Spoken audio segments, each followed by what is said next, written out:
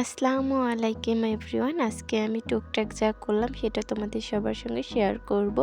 সবাইকে আনিসা লাইফস্টাইলে স্বাগতম। আই হোপ আমার ভিডিওটা তোমাদের কাছে ভালো লাগবে। আমি সকালে ঘুম থেকে উঠে নামাজ পড়ে প্রতিদিনের নিত্যদিনের কাজের মতোই আজকেও হাঁটাহাঁটি করে এসে রান্না বসিয়ে দিছি। এখানে রান্না করব মাছ। তো প্রথমেই সব কিছু কুটা বাছা করে গুছিয়ে নিছি, তারপরে মাছ ভাজতে দিয়ে দিলাম।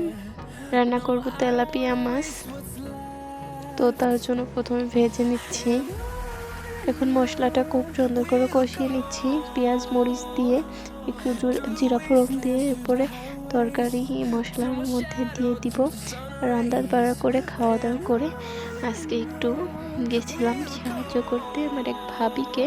ভাবির মেয়ের স্কুলে পিঠা অনুষ্ঠান, তো এর জন্য সে ডাকতে এসেছিল। সারাদিন আর কোনো ভিডিও করা হয়নি, বিকালের দিক ডাকতে এসেছিল।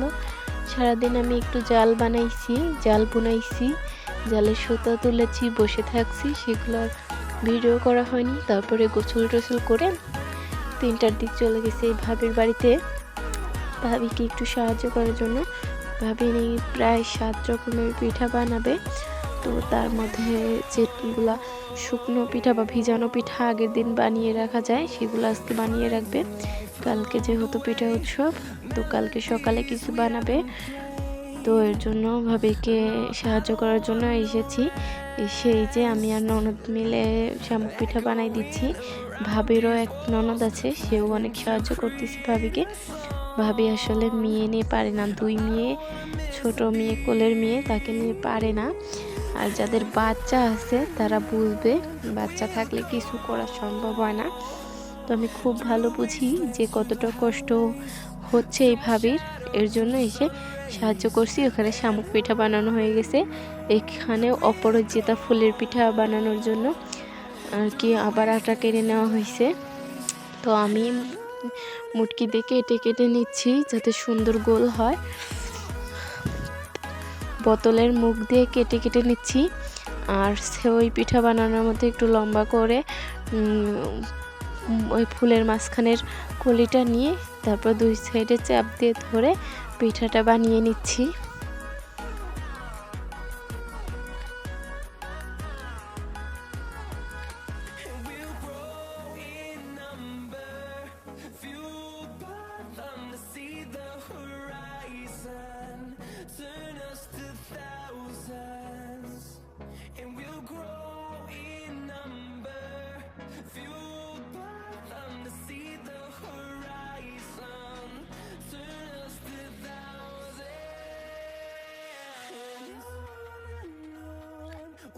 এই যে এভাবে বানিয়ে নিচ্ছি।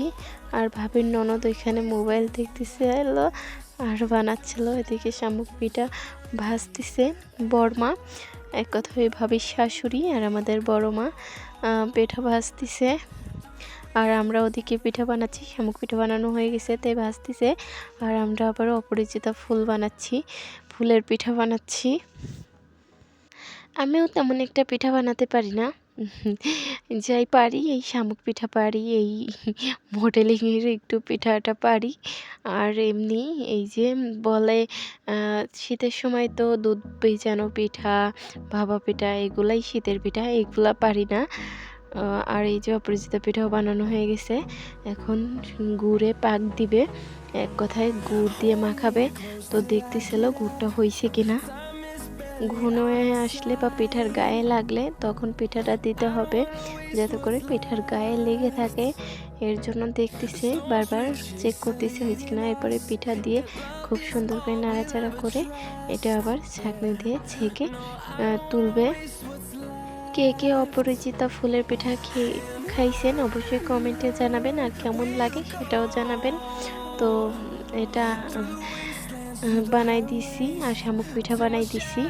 আর এখন বানানো হবে সুজি পিঠা, সুজি দিয়ে বিস্কুট, ডিম সুজি পিঠা।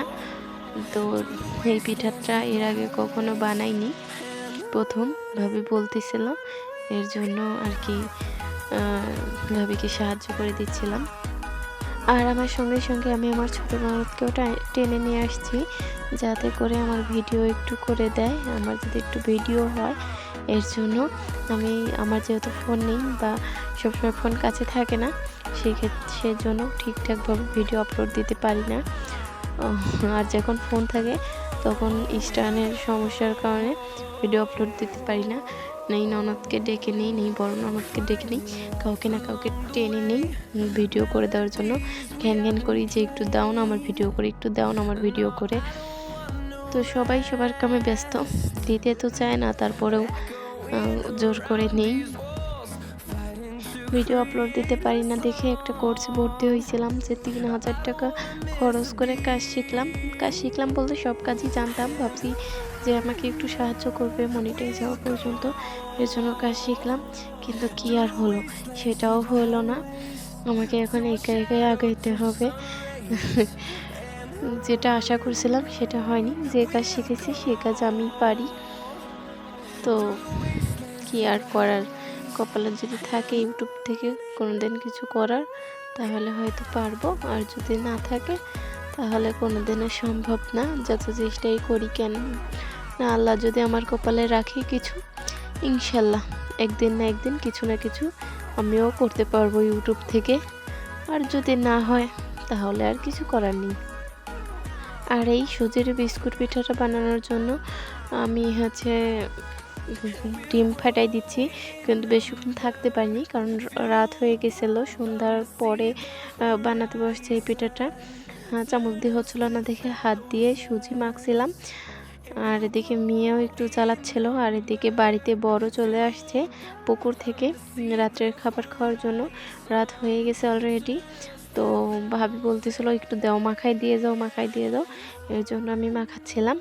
তবে চিনি দেওয়া বেশি হয়ে গেছে, যার কারণে শুধু নরমই হচ্ছিলো, যতই সুজি দিই না কেন নরমই হচ্ছিলো। এরপর আর থাকতে পারিনি, বাড়িতে চলে গেছি। আজকে কিছু পিঠা বানালো, আর কালকে সকালে কিছু বানাবে, সেটা তো প্রথমেই বললাম।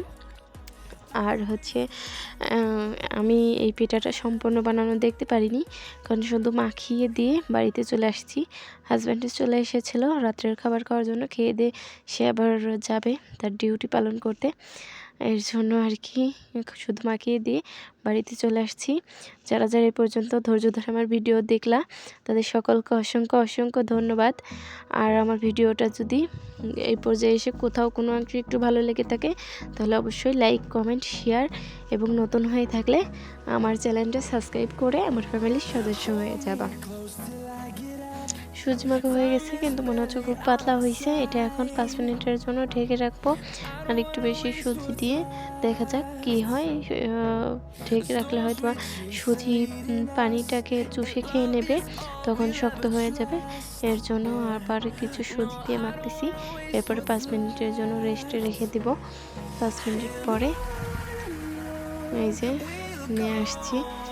5 মিনিট হয়ে গেছে, এখন দেখবো কেমন হয়েছে।